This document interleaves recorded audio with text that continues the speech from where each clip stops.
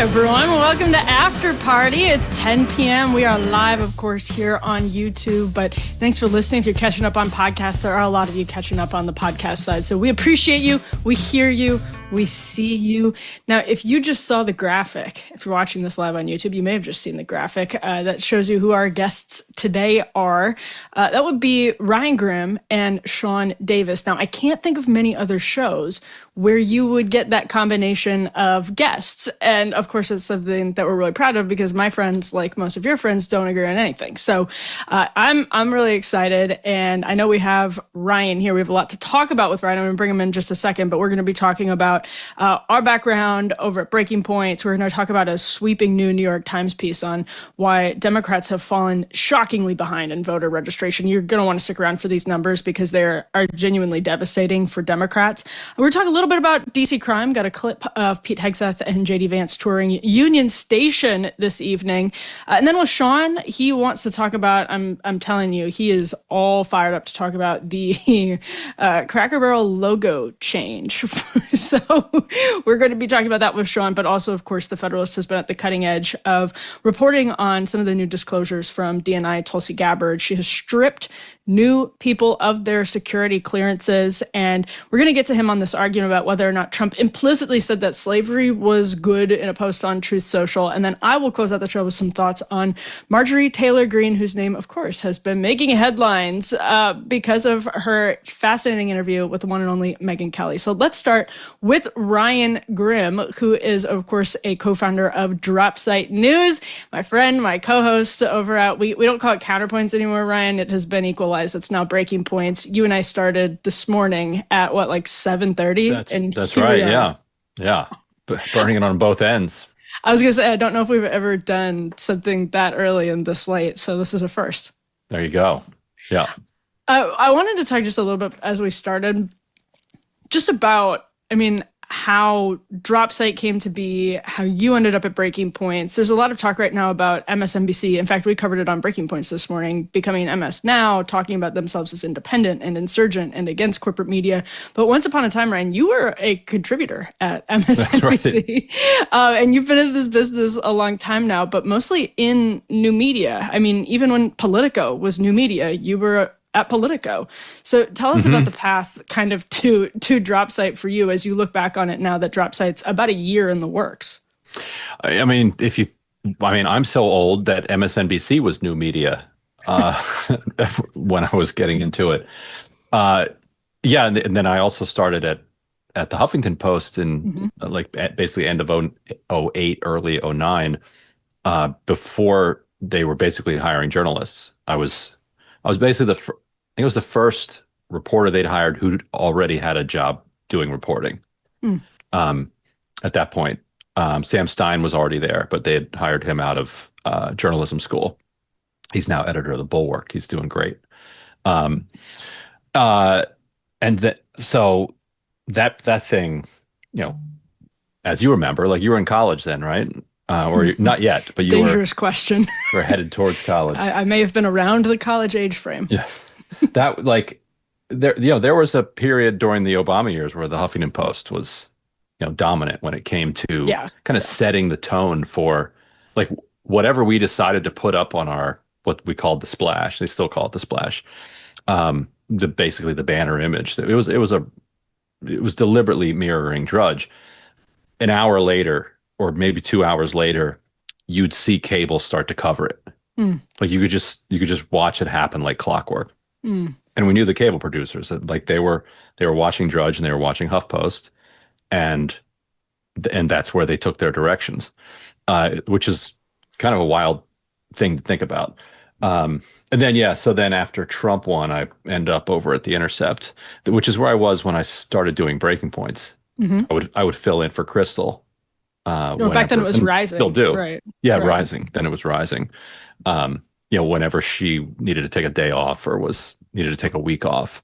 Crash a golf cart. Yep. Crash a golf cart. Did you ever fill in? Because I would only be a side Sagar then because they wouldn't both be gone at the same time. Right. Yeah, I filled in a bit for Sagar, like maybe once or twice, but we didn't start hosting together until they left, and we were kind of temporary, but really liked working together. And that's been, I think, 4 years, 5 years, something like that. there. Yeah. I remember they told me 2 weeks and I was like, okay. Same.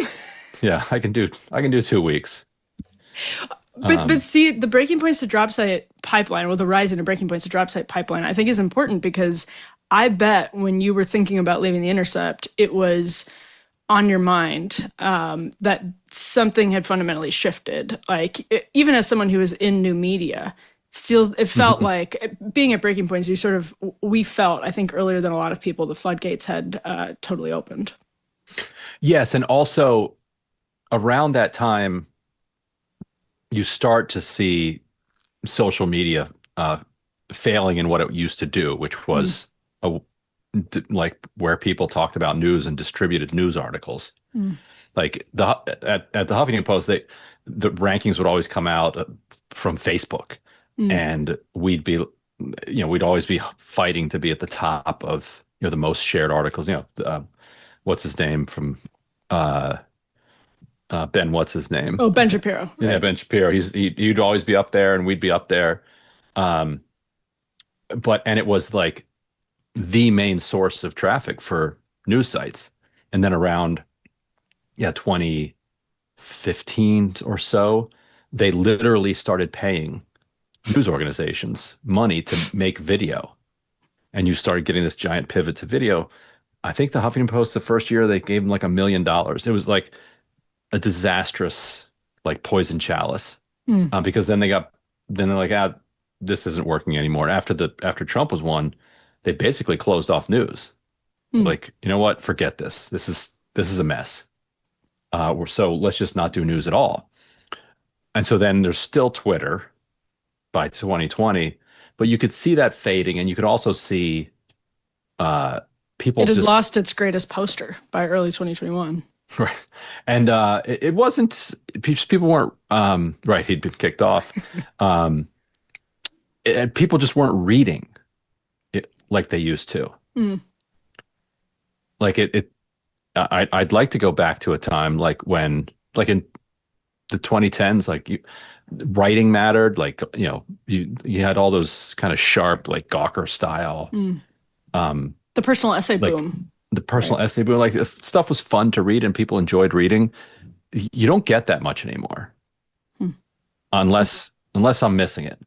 I think with an audience, like we still send out our stories by email, and that's a way to hit people that are like 40 and up, and they still read, and that's great, because I think if you're not reading and writing, like you're not thinking, like you're fundamentally losing something about what it is to be human. At the same time, I think the loneliness crisis and the like collapse of community played into the rise of YouTube, because like these shows become companions for people, and it becomes like a stand-in for socializing. You don't have time to socialize, but you're stuck in the car. At least you can like get a facsimile of it. So all those things combined were suggesting that like if you want to continue reaching people, you're going to have to do it in a different medium.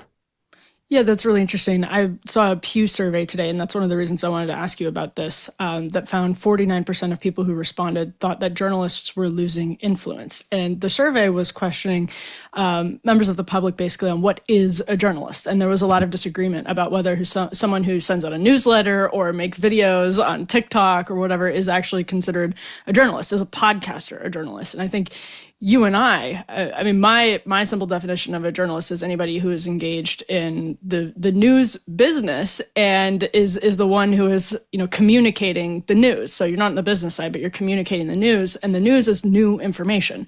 That can be new analysis, it can be new opinion, but that's sort of the way that I think about it. How are you thinking about what a journalist is, and whether journalists are losing influence, or whether our definition of journalism is just expanding or contracting right now?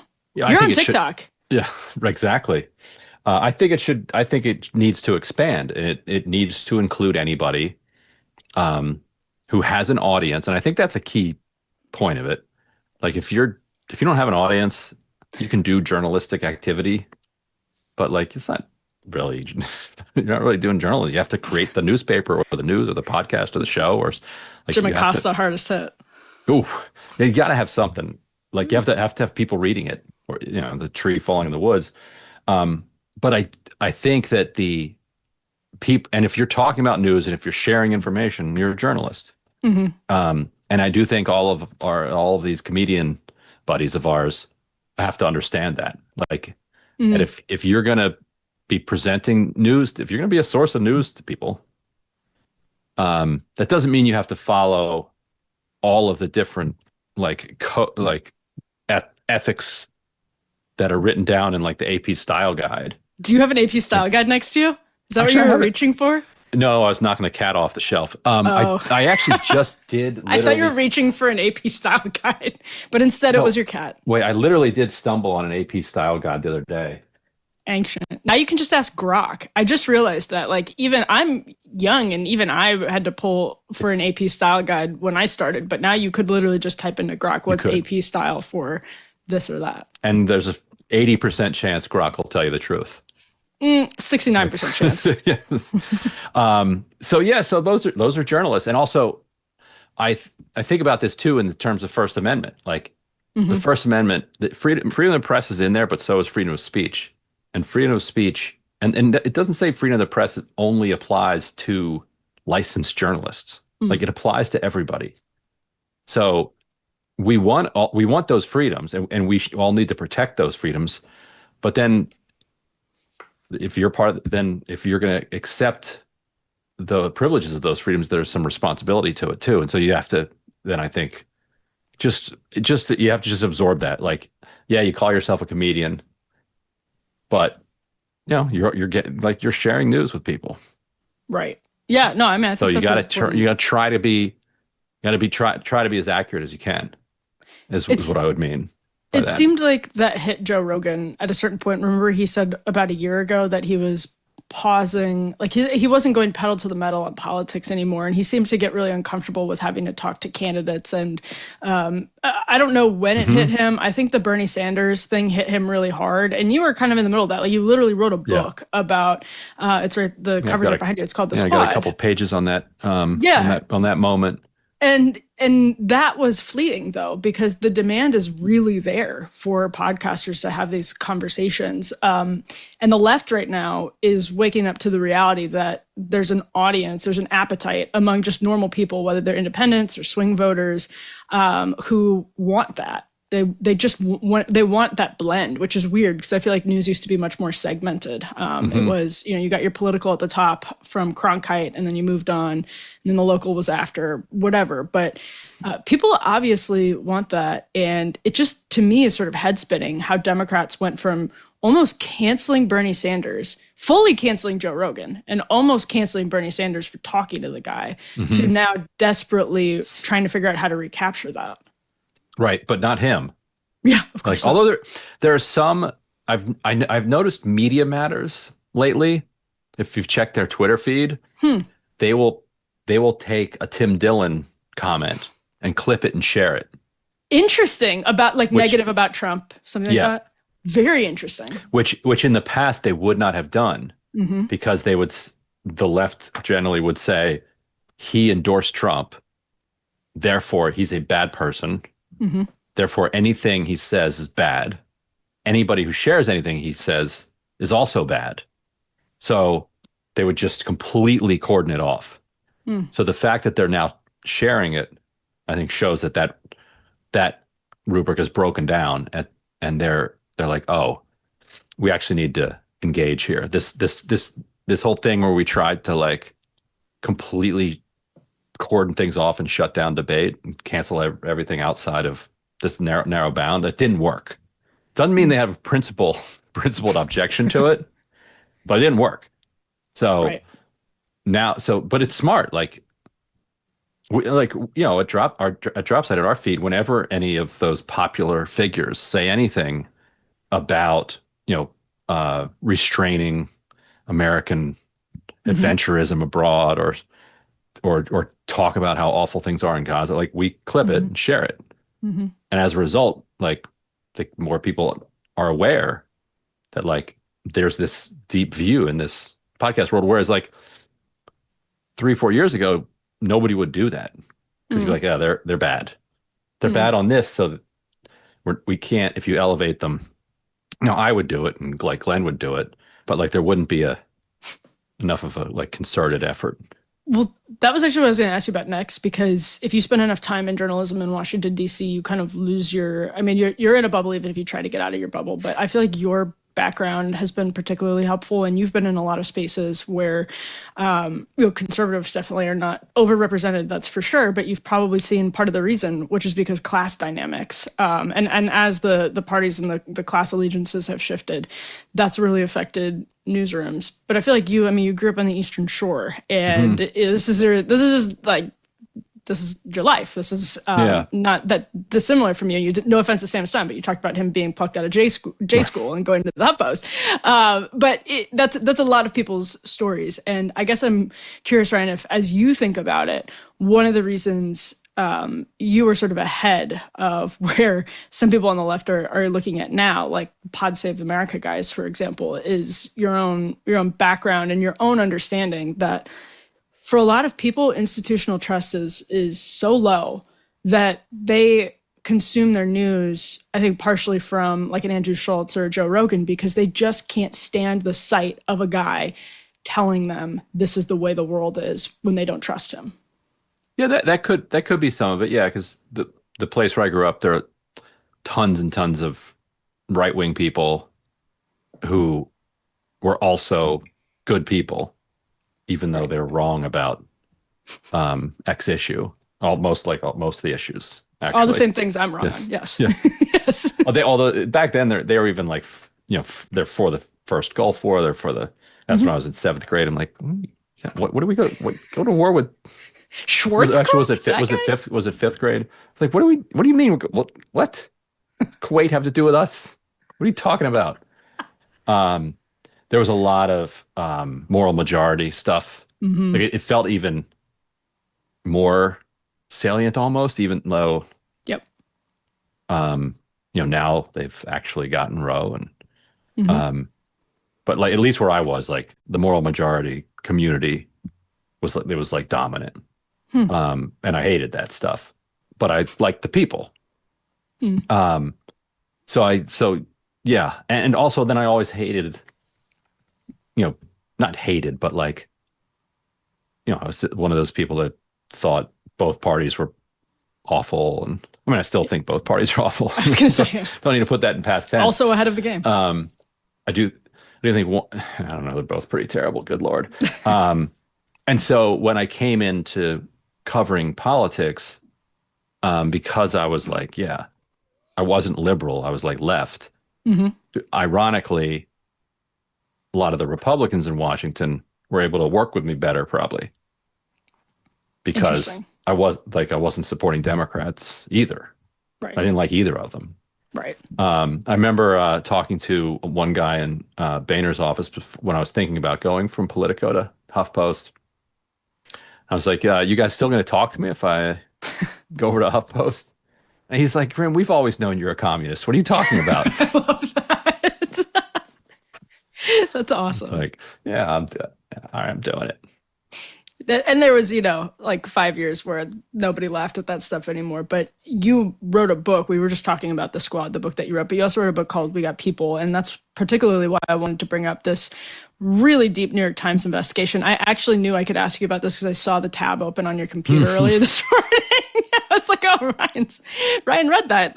And this is F3. You can put it up on the screen, a post from Tom Bevan of Real Clear Politics, who quotes this Times article that reports the Democratic Party is hemorrhaging voters long before they even go to the polls. Of the 30 states that track voter registration by political party, Democrats lost ground to Republicans in every single one between the 2020 and 2024 elections, and often by a lot. That 4-year swing toward the Republicans adds up 4.5 million voters, a deep political hole that could take years for Democrats to climb out of.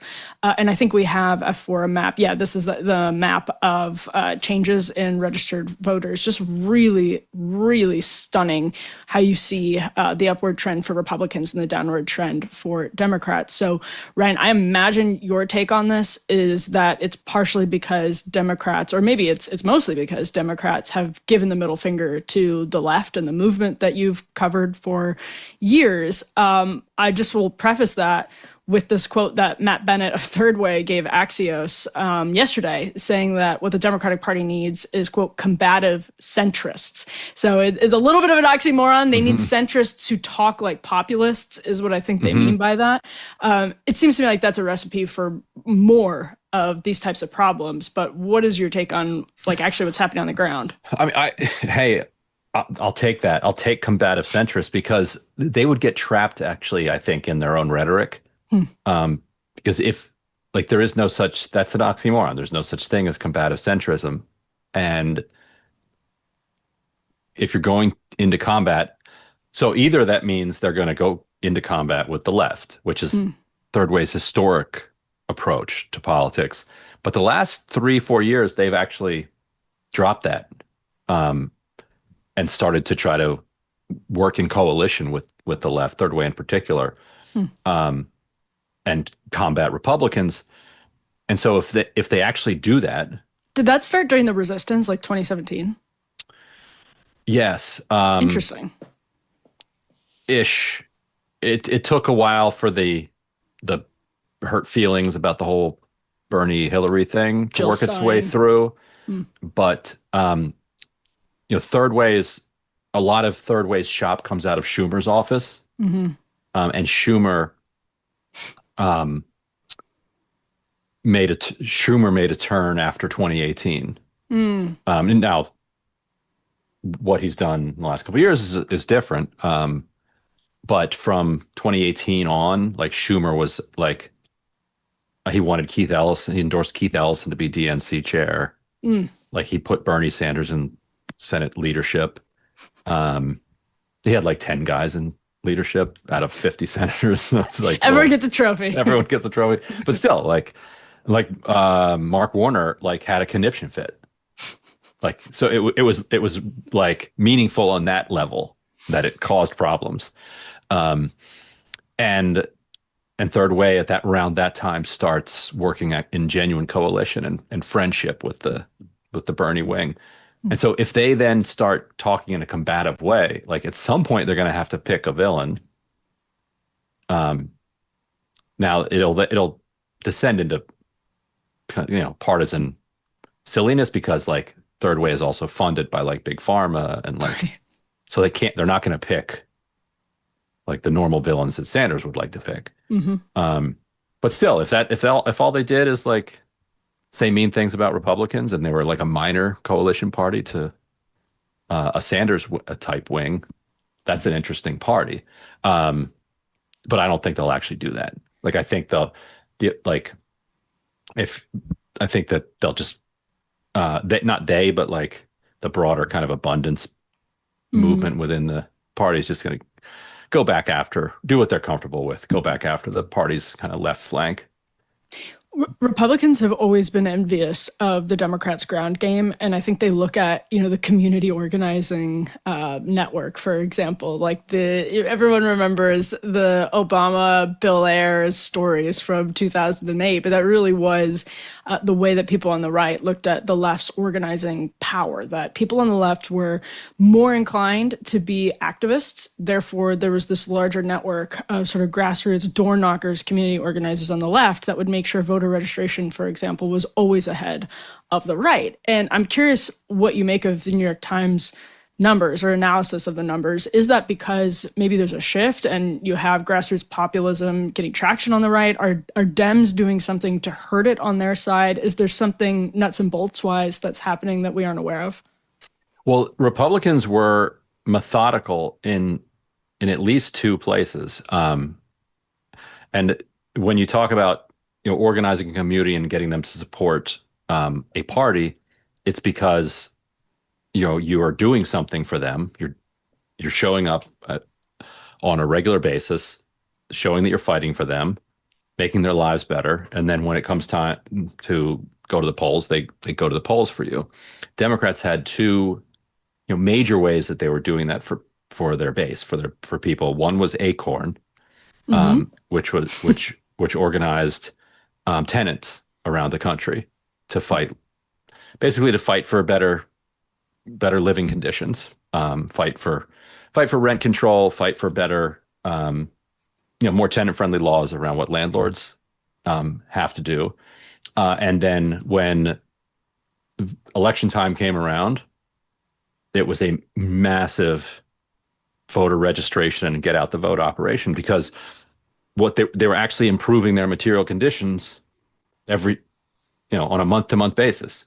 They're like, this organization is organizing the tenants in this building to fight for these rights, and they also want you to vote for these people. And they're like, all right, cool. Nobody else is fighting for us, so we're going to do that. The other was Planned Parenthood, right? Which, not even setting aside abortion services, having free or affordable care for millions of women around the country was coupled with, all right, now it's when it's time to vote, right, you funnel it. We're going to register people to vote, and you're going to go out and you're going to support people who support this healthcare facility that is one of the only things that's like doing anything for you. Everything else in your life is designed to like make things harder for you. This is designed to make your life a little bit better. It's where you get your birth control. It's where you get your OBGYN checkups, that sort of thing. And then you funnel that into voter registration. And so these were two, fundamental on the ground operations that the party generally had, that were making people's lives better, and that they could then translate into party registration. And Republicans quite effectively destroyed them both. And Democrats just rolled over on Acorn, like in a really shocking and pathetic way. Like an early new media scalp, really. Yeah, like James O'Keefe comes out, Andrew Breitbart, and catches a couple Acorn staff saying like embarrassing things, and they shut the whole damn organization down. It's like, what are you doing? Right. The morally consistent thing for Dems to do would have been to fight bitterly for Acorn. Yeah, fire the staff. Say like, we're gonna whatever's going on here, it's not going to go on anymore. But we're not going to shut this operation down. I think this was 2009. So this was Obama. Yes. I think showing some real fear around being a black president, and like the rising Tea Party, and like being unwilling to fight for Acorn. And I think about it, like he came up, as you said, as this community organizer, and he oversaw the destruction of the most effective community organizing operation that probably was like ever built. Any organization that like has tens of millions of dollars and like operates in like most cities around the country, there's going to be some problems with it, but like it's a pretty impressive effort. It'd be interesting. And they just tossed it in the trash. Well, I was gonna say, it'd be interesting now that like Trump actually has been doing disproportionately well for a Republican with Hispanic and black voters, how Dems would handle Acorn if you're registering a bunch of people who are then turning around and actually not at the same level supporting Dems. I don't know if that would be what was happening. Well, the idea is the idea is there is a connection between, it was not a coincidence. The class and the class and registration. It was not a coincidence that these folks that Democrats were helping make their lives better were then going out. I mean, at the time, there's a lot of other things going on that made it easier for Democrats to hold that population. But if Democrats had an Acorn-like operation that was organizing, Hispanic workers along the Texas border, right, they're going to vote for we're going to vote for them, right. Or the nexus is it's a tighter bond, a tighter bond, I suppose. Right. That's super interesting. Before you run, Ryan, I do want to get your reaction to this clip of Stephen Miller. So apparently J.D. Vance, Pete Hegseth, and I guess Stephen Miller were out serving the protests here in D.C. You've lived in D.C. for a while. Let's roll S1 and get your reaction on the back. We are not going to let the communists destroy a great American city, let alone the nation's capital. And let's just also address one other thing. All these demonstrators that you've seen out here in recent days, all of these elderly white hippies, they're not part of this city and never have been. And by the way, most of the citizens who live in Washington, D.C. are black. This is not a city that has had any safety for its black citizens for generations. And President Trump is the one who is fixing that with the support of the Metropolitan Police Department, the support of the National Guard, and our federal law enforcement officers. So we're going to ignore these stupid white hippies that all need to go home and take a nap because they're all over 90 years old, and we're going to get back to the business of protecting the American people and the citizens of Washington, D.C. Ryan, you're neither elderly nor stupid, but as a white hippie who lives in D.C., I did want to get your reaction to that. Like, Stephen Miller has been in and out of D.C. for most of his life. What is he talking about? I just Googled it real quickly. White population of DC is 262,000. The city's population is like 700,000. Like, there's none of us. Like, that's like 1 in 3 or something. That's true. Zero. The city did shift. Like, I think that marker was changed. It became not a majority black city recently, like in the last 10 years. Yeah, right. Because right. So I actually don't. What's his point? That there's not enough, that there's like no white people here. I mean, therefore don't listen to the white hippies. I guess the white hippies are the ones saying queer liberation is defunding the police. That's a Zoran quote. If they're in DuPont, they've been there for a very long time. This for sure. This is not new. Yeah. What I don't. What is like? I just can't believe this guy's not in prison, Stephen Miller, and instead is like one of the most powerful people in the country. He would say the same thing about you. Him and Laura can't Loomer. Believe this guy's not in prison. Right, except the difference is he can change that like tonight. That's a good point. Oh. Yeah. Ryan, I saw you. What did you have? The Heady Top? Is that what you were drinking? Yeah, it's the Heady Topper. That's a good beer. People love that beer. You can only get it in Vermont. I smuggled it down. Ooh, see, this is what Stephen Miller's going to lock you up for. He's like, he admitted he's been running toppers. You're just like Kilmar Abrego Garcia, but with beer. Trafficking toppers. Ryan Grimm, thank you so much for staying up late. We had an early morning, so thanks for hanging out later tonight. All right, good luck finishing it up. Appreciate it, Ryan. All right, see ya. See ya. All right, we've got Sean Davis coming up. Before we get to that, just want to talk a little bit here about Masa Chips, which I love so very much. Did you know that all chips used to be fried and cooked in tallow up until the 1990s when big corporations switched to cheap processed seed oils? Disgusting. Today, seed oils make up 20% of the average American's daily calories. Recent studies have linked seed oils to metabolic health issues and inflammation. Masa did something about it. They created a delicious tortilla chip with just 3 ingredients and no seed oils: organic corn, sea salt, and 100% grass-fed beef tallow. You get the bags, you eat them, they're delicious, and you look at the back and you see there's like 3 ingredients. It's incredible. These chips really do avoid all the bad stuff, and they taste incredible. And that's really the most important part, in my opinion. Masa is crunchier, tastier, and doesn't break in your guac. Snacking on Masa chips is nothing like eating regular chips. With Masa, you feel satisfied and light with no crash or bloat afterwards. And the beef tallow really makes the chips satiating, so you won't find yourself uncontrollably binging, still feeling hungry afterwards. I just had some before we went on air. Masa Chips is beloved by tens of thousands of customers and have been endorsed by industry-leading health and nutrition experts. So if you're ready to give Masa a try, go to masachips.com/afterparty and use code afterparty for 25% off your first order. That's masachips.com/afterparty and code afterparty for 25% off your first order. Bring Masa Chips to your own after party. It's a lot of fun. All right. We are joined now by Sean Davis of The Federalist, my former boss. And you know what, Sean, I still kind of think of you as my boss, to be honest. So thank you for being here. If only more people in the media understood that, we'd have a much better environment. I was going to bow to you, like in deference to you. That it is good and proper for you to do so. I think so too. Okay, Sean, a lot to talk about, but I want to start with Trump's Truth Social post that has created, if people are sort of in the right-wing media silo, like you and I probably spent a lot of our time there.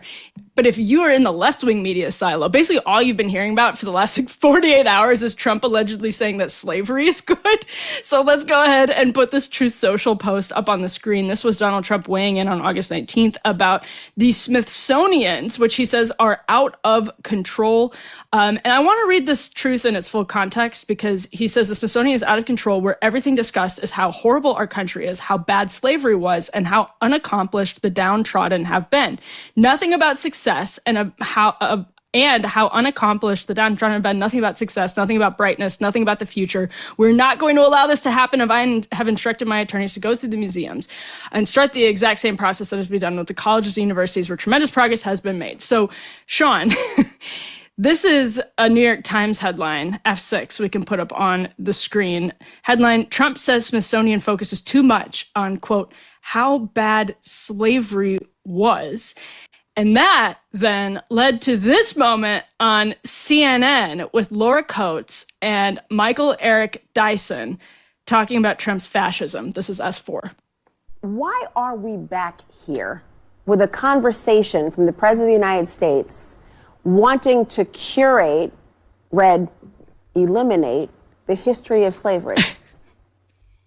Well, as Professor Naftali just indicated here, the reality is that museums are bulwarks against collective amnesia. Fascists are interested in deploying museums as extensions of propaganda. Remember in Italy under Mussolini, that's how the museum was projected to further the notion of romantica, the Romanness.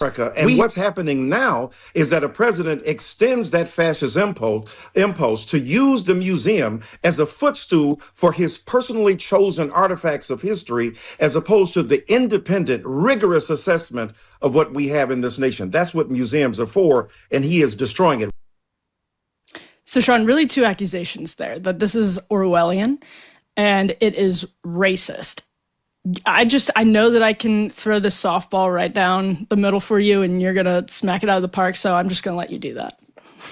Yeah, I like how his accusation was actually an admission that whole time. Like, hey, Mr. Trump, you're not allowed to let your propaganda get in the way of our propaganda. We took over those museums to propagate our propaganda. You're not allowed to go in there and change that up.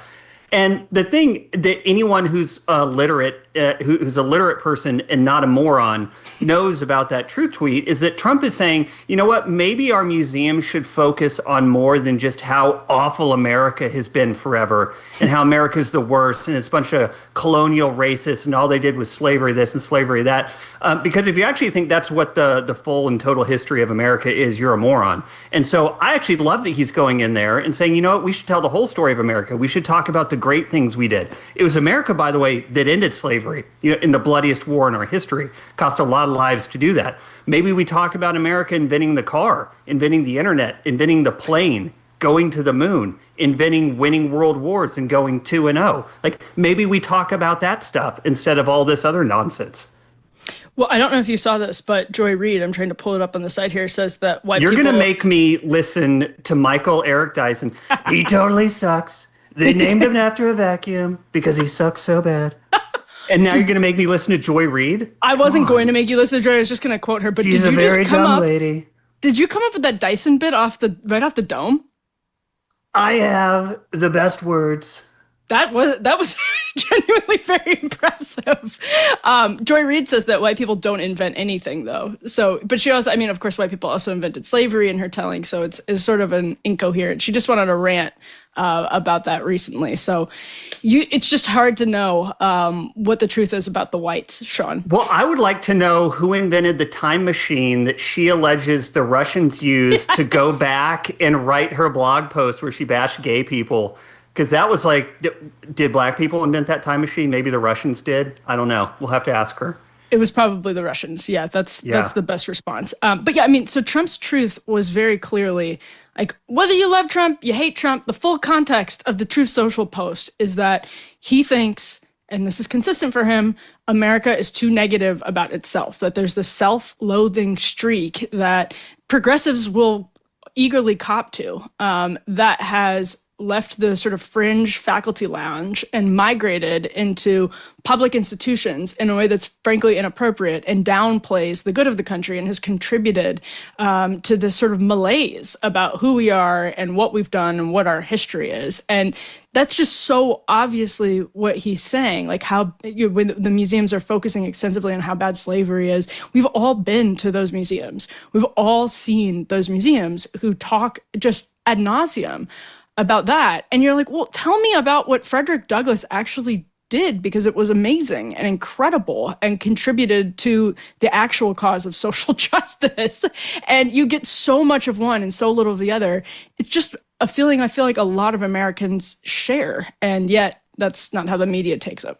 Yeah, and it's obvious what they're doing. The goal is you have to deconstruct America's history. You have to tear down its founders. You have to destroy its legends, so that you can put something new in its place, with the ultimate goal, of course, being destroying the Constitution, which is kind of like this last thing we have, regardless of the damage they've done to it. It's the last thing we have, really preventing them from taking total control over the country. And so they see him, and they're like, no, you're not allowed to go and change our museums. We've been using that to radicalize the people against their own country, and we can't have that. But at the same time that they're telling us how awful America is and how racist it is, they also tell us that we need to have open borders because the rest of the world wants to come here. So at some point, they're going to have to figure out which story of America they actually want to tell.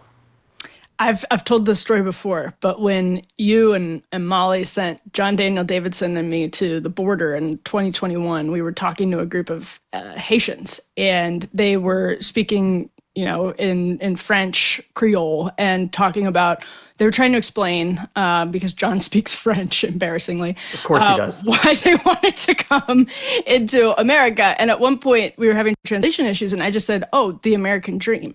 And they lit up and they were like, yes, the American dream, the American dream. They've been living in the streets of this like cartel town for 6 months or whatever for the American dream. And I told that story to a prominent Democrat who shall remain nameless. And the person replied, they want to come here? Don't they know what it's like to be poor here? I thought, don't you know what it's like to be poor in Brazil or Argentina or Port-au-Prince? Like, you've got to be kidding me. I mean, all the perspective is out the window. Yeah, and I'm not saying it's easy to be poor anywhere. It's not. But if you look at, like the bottom 20% by income in America, they generally have cars, they have houses, they have television, they have phones. The poorest people in this country today live better than the richest kings on earth did, 500 years ago. And it's easy to forget about that because we spend so much time comparing what we have to what other people have. We think more about what we don't have than what we have been given. I think that's a particularly American affliction because we have been so wealthy and prosperous for so long. But yeah, this is the greatest country in all of history. This is the greatest time to be alive in the greatest country of all of history. We're doing amazing things. And what I like about what Trump's doing is he's not just making America great again, he's making the story of America great again. He's making people believe in the country and in the fact that we can do great things again, because it's been a rough, 10, 20 years in this country. And it's just nice to be told by our leaders, by someone who you can tell truly believes it in his heart, that this is the greatest country on earth where anyone can do anything. Well, speaking of those last 10 years, the Federalist has obviously been on top of the story of Russiagate since day one. And Tulsi Gabbard announced yesterday, Director of National Intelligence, Tulsi Gabbard announced yesterday that she was stripping security clearances from 37 current and former intelligence professionals who, quote, have abused the public trust by politicizing and manipulating intelligence, leaking classified intelligence without authorization, and or committing intentional egregious violations of tradecraft standards. And we can look at the list. This is going to be F9. We can put it up on the screen. Sean, you are much more familiar with some of these names than I am, because the weeds of the Russiagate story are so tangled. God bless you and Molly and Matt Taibbi, who have done the impossible work of untangling them, and many others over the last 10 or so years. But you posted this F10 in reaction to Tulsi Gabbard, and I wanted to get a little bit more from you on this point. Included on this list is Mahar Bitar, the chief counsel for Adam Schiff on the Senate Judiciary Committee. Bitar also worked for Schiff at HPSCI during the first Trump admin, when committee Democrats were illegally leaking classified information to fuel their Russia hoax conspiracy. This is one of the biggest stories to come out of the last couple of months of disclosures. Tell us why. Well, I think we're all learning now why the deep state, why the establishment was so scared of Tulsi Gabbard taking over the National Intelligence Directorate, because they knew that she was going to go in there and clean house. And we have been lied to so many times by so many different intel officials, people who led these agencies, people who we were told were the ultimate authorities, you know, the John Brennans and the James Clappers and the James Comeys and the Andrew McCabe's. But below that top layer, there's, you know, this middle layer of just awful, awful people who were likely the ones doing the leaking, spreading the lies, pushing the false narratives. And so when you see Bitar's name on there, this guy who's worked for Schiff for years, who is almost certainly one of the redacted names in a recent whistleblower complaint and FBI write-up about many of Schiff's leakers and this conspiracy from Schiff and his staff to illegally leak classified information in ways that wouldn't be traceable to them. You see that and you think, yes, it's great that Tulsi is doing this, because it absolutely is. Why did it take 8 years to do this? Why did it take her? Why did it take a second Trump term to do this? And I think the rot there is so deep. You have so many people embedded like ticks in these institutions that getting in there and rooting them out and digging them out is actually really, really difficult. And so kudos to her for taking on this awful, corrupt deep state head on and just rooting out this nonsense, because it was deeply, deeply overdue. And what's the, because so like the media will portray this and the left will portray this as just vengeance. Like this is just sheer revenge politics. But what is the sort of substantive danger of someone like this person and others on the list retaining their security clearances? Because there is a substantive danger, and I feel like you can explain that better than a lot of people. Yeah, there is. I want to take your first point, though, the idea that it's vengeance. Okay, so what? So what? You raided the man's house. You tried to put him in prison. You tried to bankrupt him. You tried to make him die in prison. You sat by and deliberately allowed him to get shot in the head, and you're shocked? You're upset that he might use the same power that you used to try and destroy him, to go after the people who were part of that? Tough luck. Welcome to power. Welcome to politics. This idea that we are just going to sit back anymore and tie our hands behind our back and say, you know, the left does that, but we on the right don't do that. We're just going to be content to losing. Those days are over. So number one, you want to say it's vengeance? Fine. I don't care. Number two, as far as the substantive reasons to do it, having a security clearance is a privilege. It is not a right. It's a privilege generally that you need while you're serving in government, serving the American people, doing it legally and trying to make the country safer. I don't think cooking up a bunch of lies about Russia hoaxes to overthrow a government that beat the lady you wanted to win, when in reality she lost because she was a drunk who couldn't find her way to Wisconsin. I'm sorry you're upset about that. I don't care. And this idea that once you get in government and you get a security clearance, that you get to have it forever to go get massively overpaid jobs in the defense sector because you did time for a week or a month or a year in the government. I don't care. Like, welcome to the new politics. Like the days of the left running roughshod over the right and the right pretending, oh, we can't fight back because that's not how we do things. Those days are over. And I hope you like the new rules. Because at one point we were trying to tell you this is a bad idea, because if you keep doing this, we're going to do it to you. And they said, well, tough, we don't care. This is the new world. It's not the world I wanted. I wanted the old one where we didn't have people leaking and lying and running coups on the government. They rejected that old world, and we've adopted their rules, and now they're going to deal with it. Mm-hmm. Yeah, and I mean, when people may not know, you worked for the great Tom Coburn in the Senate for a long time. You were in D.C. for a long time. Those security clearances are a big deal. Those security clearances help you make more money. They come with you after the government. So there's value, actually, that you carry with you wherever you go in Washington with the security clearance itself. It's not just sort of, even if it's revenge, it's not just sort of like petty. You're actually preventing people from potentially, and you'll know more about this than I do, Sean, but potentially leaking other information and getting access to other information, even if they're no longer in these particular positions. Yeah, well, number one, it's a career golden ticket. People will often go into these positions just to get the security clearance so that then they can leave after a year or two of work and go get paid 5 times as much for a defense contractor. The other thing they do with these clearances that's interesting, and it's why I never actually got one when I worked on the Hill, was they use them to hide things, and they use them to hide things that they really have no business hiding. It's called overclassification. They do it all the time. They will leak illegally stuff that they want out there that makes their opponents look bad. But then they will also classify anything that might exonerate people or contradict those leaks. So once they do that and you see that information and you're an honest person who doesn't want to break the law, then you're cooked. Like, you can't do anything. You can't say anything. You can't refute it. So when I was on the Hill, I said, no, thank you. I don't want any of that nonsense. Nothing you have under there I care about. And I'm going to be, I want to be free to say whatever I want, when I want, and talk about whatever I want for any reason I want without you holding some clearance over my head. It's time for what everyone, I think, has tuned in to watch, which is Sean teeing off on the new Cracker Barrel logo.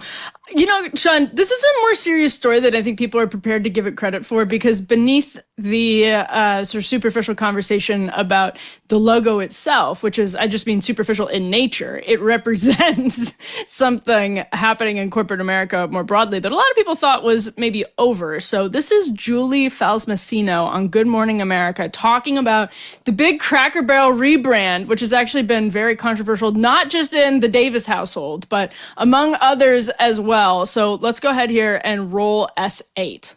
Honestly, the feedback's been overwhelmingly positive that people like what we're doing. I'll give you another soundbite. I actually happened to be in Orlando last week with all of our managers. We bring them together and every other year. And the number one question that I got asked, Michael, was, how can I get a remodel? When can I get a remodel? How do I get on the list? Oh, really? So because the feedback and the buzz is so good, not only from our customers, but from our team members. They want to work in a wonderful restaurant. So we're doing everything for our guests and our team members. Well, Julie Massino, it's wonderful to have you here. Pleasure to be here. Thank you for answering those questions for all the Cracker Barrel fans out there. There's a lot of great changes. Thank you so much. All right, thank you. Robin? Can I get in writing that the peg game is going to stay? The peg game is staying. Okay. So are the rocking chairs, fireplace, vintage decor. It's all there. All right. Okay, because that would be a deal breaker. That would be a deal breaker. Resisting all urges to make a joke about the peg game. Sean, this is the logo juxtaposition between old and new Cracker Barrel F11. We can take a look at it. You've had several reactions on Twitter in the last couple of hours. I'm furious. Let's go. Let's hear it. What's up, Sean? All right. First off, it's Land O'Lakes and Aunt Jemima all over again.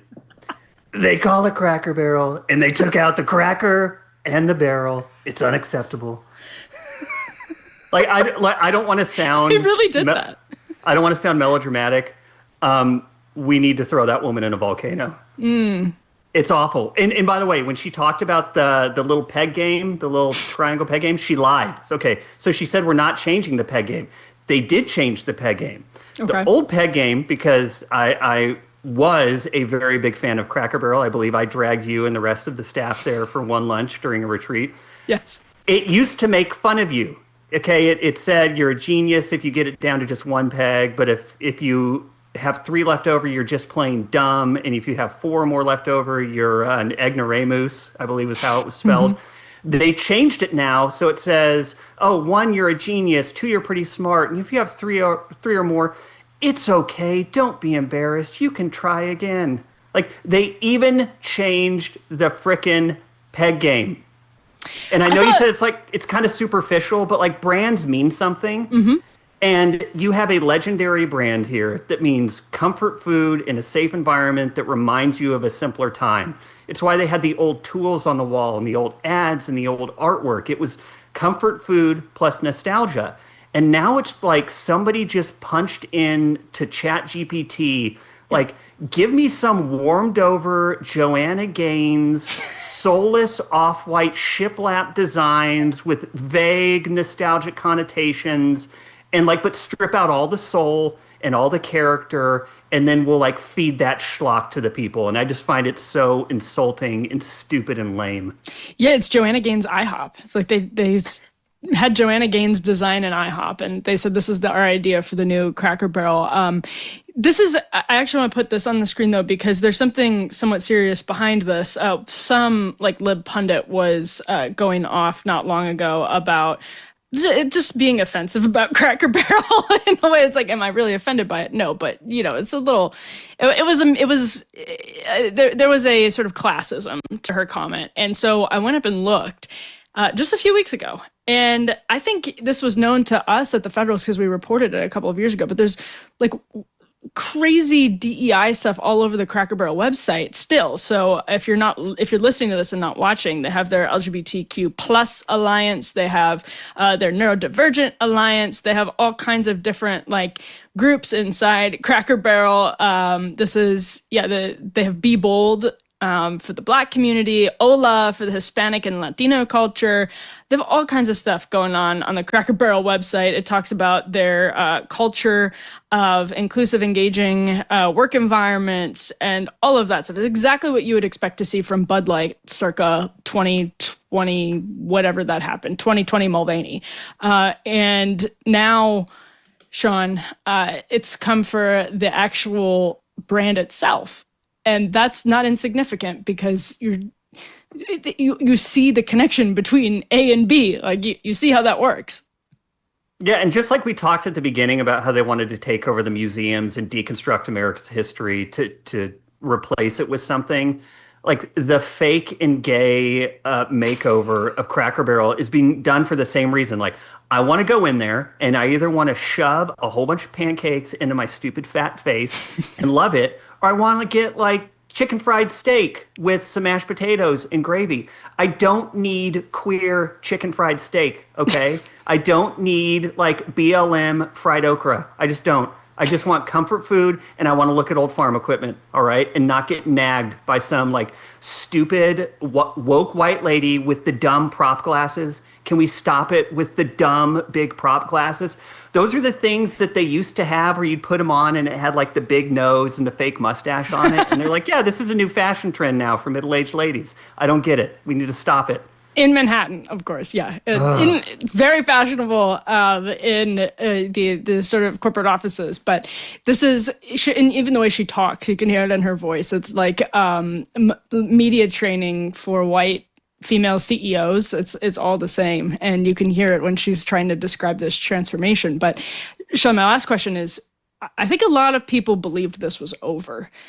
There was this sense when Donald Trump won re-election, and it was real that a vibe shift had happened because it genuinely had. We saw people in Silicon Valley waking up and realizing that the world had changed and they hadn't taken it seriously enough. And people in other sectors, powerful sectors, realizing the very same thing. And I think people realized, okay, or people thought woke is over. Like this excessive cultural leftism that somehow migrated from the universities and the crunchy socialists and communists to corporate boardrooms in the most bizarre Gramscian migration ever was done.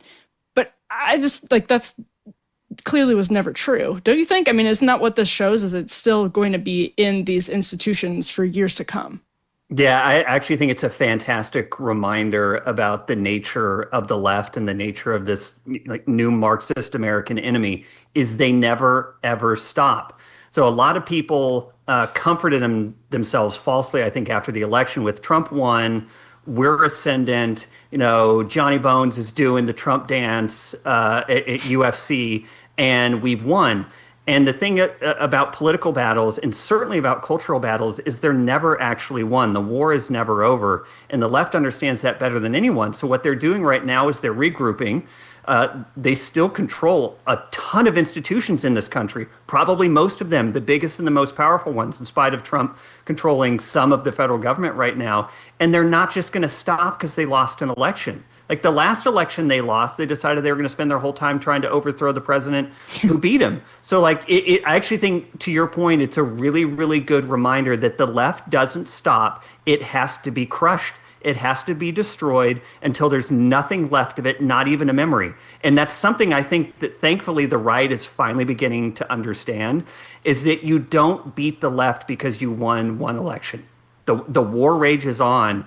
And if you don't understand the true nature of your enemy and what they're trying to do, they're going to crush you every time.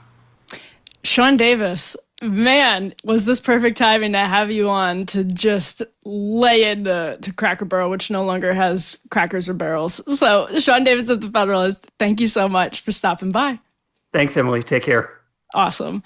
All right. Well, let's talk a little bit about preborn. Over the years, I have been clear about this. I'm not just pro-birth, I'm pro-life. And being pro-life means standing with mothers not only before their baby is born, but long after. And that is exactly why I partner very proudly with Preborn. Preborn doesn't just save babies. They make motherhood abundantly possible. They provide free ultrasounds and share the truth of the gospel with women in crisis. And then they stay with real practical help, including financial support for up to 2 years after the baby is born. This is what true Christ-centered compassion looks like, not just for the baby, but for the mother too. And here's where you can make a difference. Just $28 provides a free life-saving ultrasound, one chance for a mother to see her baby. And when she does, she is twice as likely to choose life. How's that for making a difference? Preborn is trying to save 70,000 babies this year. So don't just say you're pro-life. Live it. Help save babies and support mothers today. Go to preborn.com/Emily or call 855-601-2229. That's preborn.com/Emily. I want to talk a little bit about Marjorie Taylor Greene because Marjorie Taylor Greene sat down with Megyn Kelly, the one and only Megyn Kelly, earlier this week and had what I thought was an absolutely fascinating conversation. So one clip in particular that I wanted to roll here is a little bit of the conversation about Israel, although honestly, I thought that was basically the least important part of the conversation. But if we roll it, I think it'll explain a little bit why I found the entire thing to be so compelling. So let's go ahead and roll S7 here.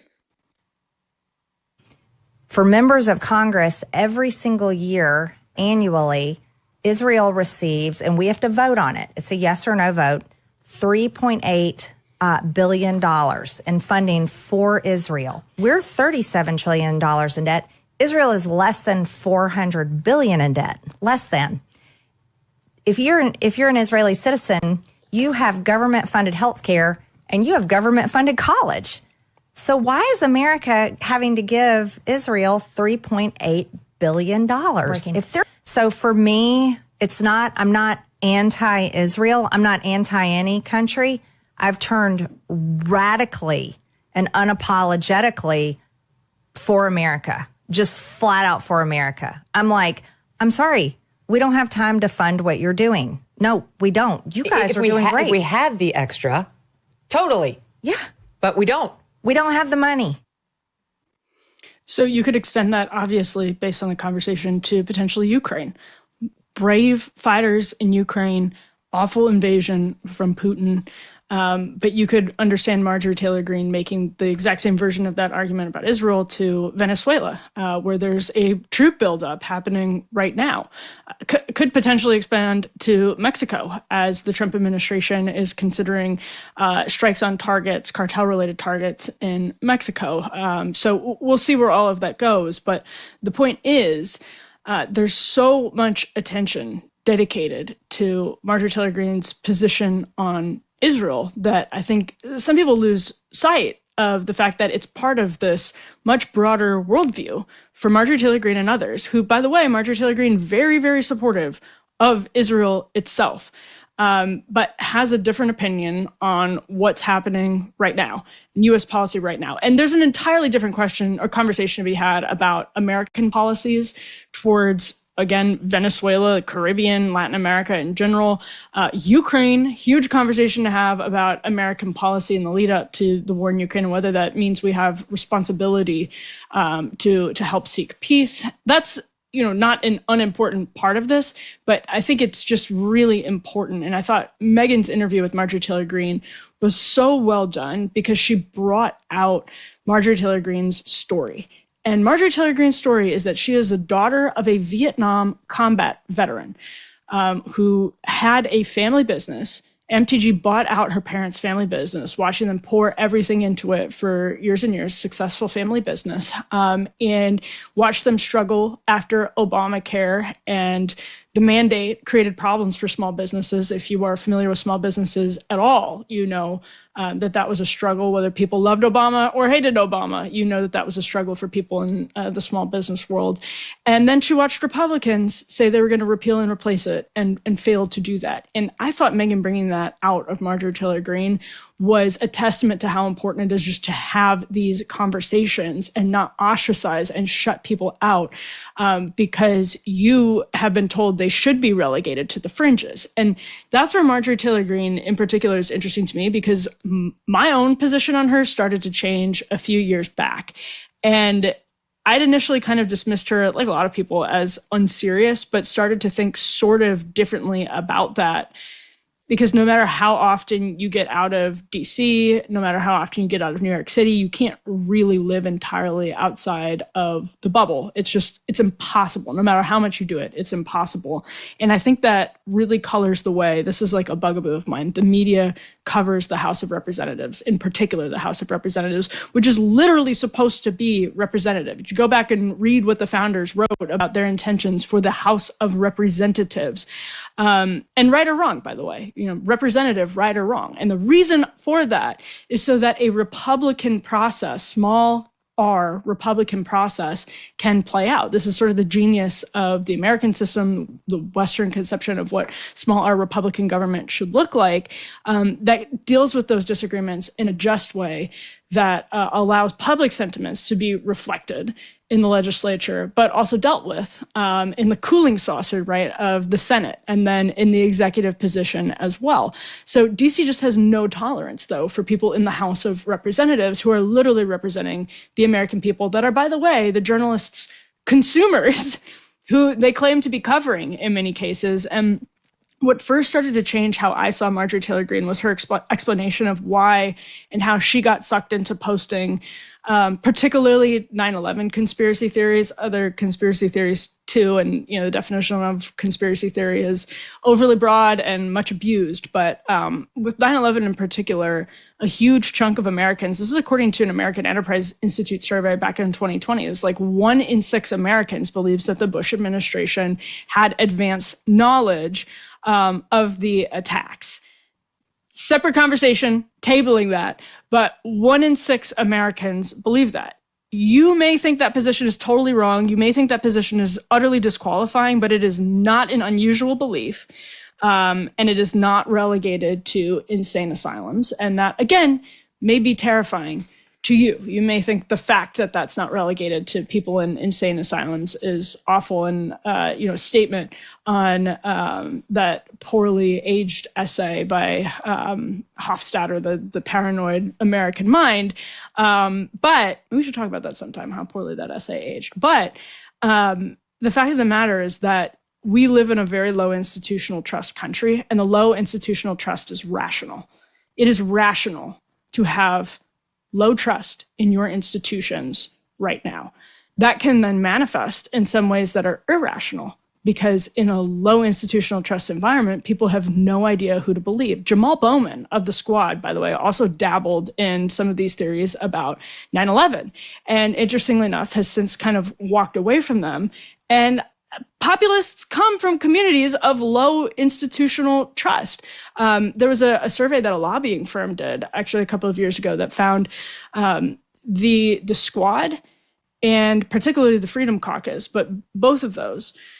So the Congressional Progressive Caucus and the Freedom Caucus, members of those groups represent some of the poorest congressional districts in America, and moderates represent some of the wealthiest districts in America. It was a fascinating survey, but these are people who have lived the reasons that institutional trust is low in this country. Marjorie Taylor Greene, is not herself somebody who's struggling financially, but she definitely is from an area of the country where a lot of that is the case for many different people and has seen it. And by the way, you don't have to be from a disadvantaged community to know that it's rational to have low institutional trust right now. And that's another thing that the left has struggled to understand, and why it's lost, for example, some of the MAGA moms and people in Silicon Valley and elsewhere. But Marjorie Taylor Greene, I think, has been humbled in some ways since coming to DC. And I'd argue also since realizing what I and many other people have realized after spending enough time here, which is that not all conspiracy theories, of course, are false, but the real source of much evil is that this corruption begets laziness, and that laziness begets incompetence, right? There's almost sometimes an incompetence to even orchestrate something as devious and evil as many people will often accuse the government of doing. Don't get me wrong. I mean, I think there is evil corruption here. I actually think it's worse than people realize. And the city just gets sort of numb to it, and it starts to feel banal. But it's just sort of petty corruption in many cases that becomes laziness, and that laziness then begets incompetence. And again, MTG told Megyn that she grew up the daughter of a Vietnam combat veteran, bought at her family's construction business, watched Republicans say they were repealing and replacing Obamacare, never do it, got involved in the party after she saw Donald Trump. And I think this was such an interesting part of her conversation with Megyn, which is that it was love at first sight for Marjorie Taylor Greene and MAGA. That she saw MAGA, and that just sort of put words to what she'd been feeling about the Republican Party. Saw Trump, and that just put words to what she was feeling about the Republican Party. And I've spent some time in like the, county party, Republican Party headquarters where I grew up. And when you talk to the lovely volunteers who bake cookies for people and spend their weekends making calls because they believe in, they'll tell you, America. A lot of times they detest Republicans, even though you'll find them at the Republican Party headquarters. They detest Republicans as much as Democrats detest Republicans because, again, they come from communities of low institutional trust. They've been lied to. The entire country at this point is basically a community of low institutional trust. And I just really, really think that Marjorie Taylor Greene is the closest person in Congress to the actual MAGA base. And when they were having that conversation, not just about Israel, but about American foreign policy versus American domestic policy, maybe that horrifies you. But the worst thing, if it does horrify you, actually, I mean, the worst thing you should do is ignore her. And actually, it shouldn't horrify you. It should be a source of great optimism. Because now, if you disagree with Marjorie Taylor Greene, you can defeat her in the congressional arena. But people are suffering. And she is genuinely listening. You might not like her answers, but she's genuinely listening. So to ignore her is to ignore the suffering, basically. That's what a lot of people ultimately end up doing when you ignore people like Marjorie Taylor Greene. So I wanted to weigh in on that because I thought the conversation was really, really helpful. And, we started the show with Ryan and we ended with Sean, Ryan Grimm and Sean Davis on the same show. And the last 5 or so years of my career has been, as someone on the right, who, comes from that strain of the right, the conservative movement, who detests the Republican Party as much as a lot of Democrats detest the Republican Party because they're as useless and as corrupt as a Democratic Party. As someone who comes from that strain, you look at the way people have reacted to Marjorie Taylor Greene, or even someone talking to Marjorie Taylor Greene, and it's just the most unconstructive thing it's the most unconstructive reaction to try to shut down that conversation rather than have it. And I get that all the time. I'm sure Brian's gotten that all the time, just for talking to me or talking to Sagar and Jetty. And, if you're someone in media right now who's willing to have those conversations, you do put up with a lot of nonsense. And we have, pretty cushy jobs. So that's not really the worst that can happen. But yeah, it does try to create these disincentives from talking to people you disagree with. And often when you talk to people you disagree with, you learn. And sometimes you learn that you actually are going to maybe change your position on something. And it's cliche, but it's true. And so I thought Marjorie Taylor Greene, I just wanted to say, I think she's actually truly representative more than anyone else in Congress of where the average MAGA Trump base voter is, the type of person that goes to rallies, the type of person that puts the MAGA flag in their yard, the type of person who's doing the grassroots activism. And that person is not insignificant, and that person is not categorically bad by any means. And there's something rational about their reaction to institutional failure. So I thought it was a great conversation. Just wanted to make that point. Before we run, I do also then want to put up this one thread that caught my attention. This will be pretty quick. This is a thread by an Episcopal priest whose name is Christopher Poore. We can throw this up on the screen just because it reminded me.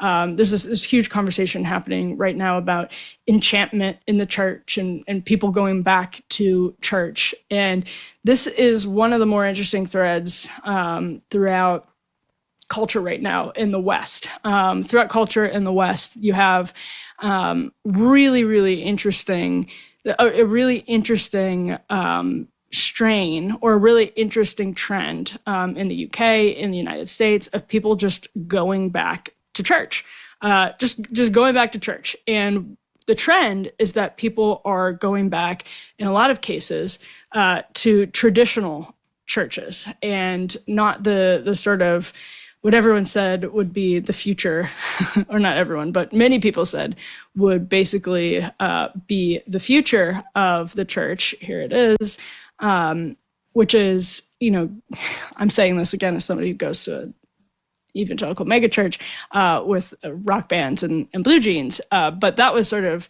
this is the future. That was the idea, is like you are turning off millennials and young people in general if you are doing really traditionalistic services. And the reason I think this is a big deal is because it's not just about the style, right? The style is important and intertwined with the substance, but it also speaks to the substance being important as well. And so this is from Father Christopher. He writes, worried that young people are coming to church for the wrong reasons, nervous about the quiet revival. Well, okay, but have you asked some young people why they're coming to church? I did, and here's what they told me. He says that in his experience, basically he's found the power of sacraments. There are three reasons, basically, that people are coming back to church. He talks about the power of the sacraments, the idea that the physical world can be transfigured to bear the weight of God's glory. He talks about that it's connected to the possibility of real community, like literally people talking to each other face to face, investing in one another's lives, looking out for one another, destroying the loneliness that is crippling our mental health and corroding our public sphere. Ryan talked about how, in some cases, the loneliness crisis has boosted the popularity of podcasts, maybe even like this one, because people are looking for almost someone to hang out with that they know and they get to love and trust over a period of time. And then Father Christopher says also the reality of the Holy Spirit. There's this enormous attraction to the idea that the Spirit is poured into our hearts, transforming our perceptions, infusing us with virtue, strengthening us for works we did not know possible. And I went back and looked because I've been trying to remember this poll forever that I saw in the Washington Post like 10 years ago. It turns out it was from 2014, and it was from Barna. And what they found basically was that millennials at the time, so this was a survey in 2014 of 18 to 29-year-olds, greatly preferred. I highly recommend looking at it because it was a really, really well done survey, and even just like showed people images of more traditional altars, divided them into really helpful subgroups, whether they're churched, unchurched, or marginally churched, and just tried to get some of their preferences on all of this, but this chart in particular is helpful. If you're listening to this, it says select the word that describes your ideal church. 77% said sanctuary, 23% said auditorium, 67% said quiet, 33% said loud, 67% said classic, 33% said trendy. Now, 64% said casual and 36% said dignified. That one might be a little outlier here. And 60% said modern and 40% said traditional. I actually think those numbers would be different today. But quiet versus loud, sanctuary versus auditorium, and classic versus trendy. Those, back in 2014 for millennials, not even Zoomers, it was very clear, I think even back then, that this is what was percolating to the surface. And there's, Rod Dreher just wrote a super interesting book on all of this. So you could spend a lot of time pouring ink into what's happening and how hypermodernity is nudging people into or nudging people back into this question of enchantment, that the physical world is enchanted by the supernatural, by the spiritual. And we're hopefully going to have a couple of interesting guests on around Halloween season who explain the good and the bad of that, the dangers and the benefits of that. But that's what we're seeing, is that if you are taking the time to get out of bed, maybe you're hungover, and go to church on Sunday, what you don't want is somebody who is treating it like it's just another Sunday morning concert or just another lecture that you got in college. What you want is, you've gone to the effort. You're going to church because you're looking for purpose and meaning, right? That is like the prerequisite for every adult who voluntarily goes to church, is that they're seeking out purpose and meaning. And so if you're looking for purpose and meaning, you want people to treat it seriously, and you want the church to treat it seriously. And you're looking for gravity and depth. And so it's no wonder that in a time of hypermodernity where everything is bureaucratized and everything is data, everything is computer, in the words of Donald Trump, the immortal words of Donald Trump, in a time when everything is computer, that people are looking back. And again, in some bad ways, turning to astrology and other sources of enchantment and the supernatural, and dabbling in some legitimately, I think, dangerous things that are bear a much greater supernatural power than people even realize, but also looking in some good places for that too. So just some quick thoughts on that thread that went really viral and was very, very interesting. Before we wrap up, I say this every Wednesday. It's very sad for me on Wednesdays. I turn off all my equipment and just have the next several days to come up with a million different ideas for Monday's show. So that's what I'll be doing. As a reminder, my email address is actually emily@devilmaycaremedia.com. You can email me there. I'm doing my best to respond to all your messages. Appreciate you tuning in today. Had so much fun tonight. Thank you. Thank you. We will be back here Monday. If you're catching up on the podcast, we appreciate you. We appreciate you very much. And if you're not watching live on Monday at 10 p.m., we hope you're enjoying it too. Again, emily@devilmaycaremedia.com, and we'll see you back here Monday with more After Party.